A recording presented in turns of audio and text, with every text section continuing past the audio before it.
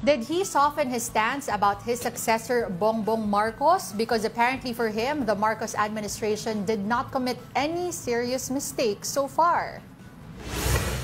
During the Partido Democratico Pilipino National Assembly in Davao City, Duterte said he will be the first one to call out Marcos if he did something wrong. He insisted that he can still, quote, bear with him. The former president and his family was previously in word war with PBBM. He previously accused Marcos of taking illegal drugs.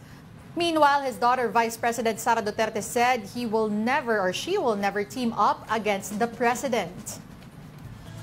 Parang napaka-contrasting yung sinabi ni PRRD about BBM. Just kailan yung mga scathing speeches niya against PBBM, di ba? Yayain kita mag-drug test. And then all of a sudden, okay na sa kanya. Is he toning down? Kasi yung support, yung numbers ng Duterte were going down. Yes, may trend niya, pababa. Pababa sila. So is he now reverting to being a little friendlier? Well, VP Sara doesn't seem like baliktad din yung kay Sara eh. Kasi yung, di ba nga dati, unity ng unity. Yes. Ngayon, ang sabi, she was never friends daw. Ang kaibigan niya daw is si Amy, Senator Amy. And take note, si VP Sara used the word never again, which is associated with Aquinos, right. diba? And she visited Leni Robredo, former VP Leni Robredo. So what's going on? Pero ngayon, si PRRD naman, okay naman daw si PBBM.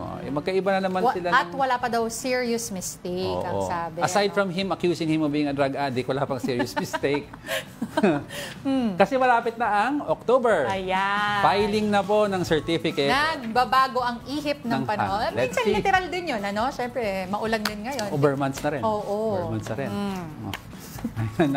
Pero we'll see kasi we still don't know in final lineup or those who are decided to run for Senate or sa local. Madami pang pwede daw mag-iba. Yes. Basta ang nakaset lang yung so far lineup ni PRRD. You have Philip Salvador who's running for Mayor, Bongo Yabato, mga re-electionists yan. Yes. And when the numbers nga came, we were saying kanina, when the numbers came out, medyo bumaba sila Bato sa surveys. Kasi associated din. Associated sa PRRD. And of course, you have the inclusion of two Tulfos in the top 2. That's right.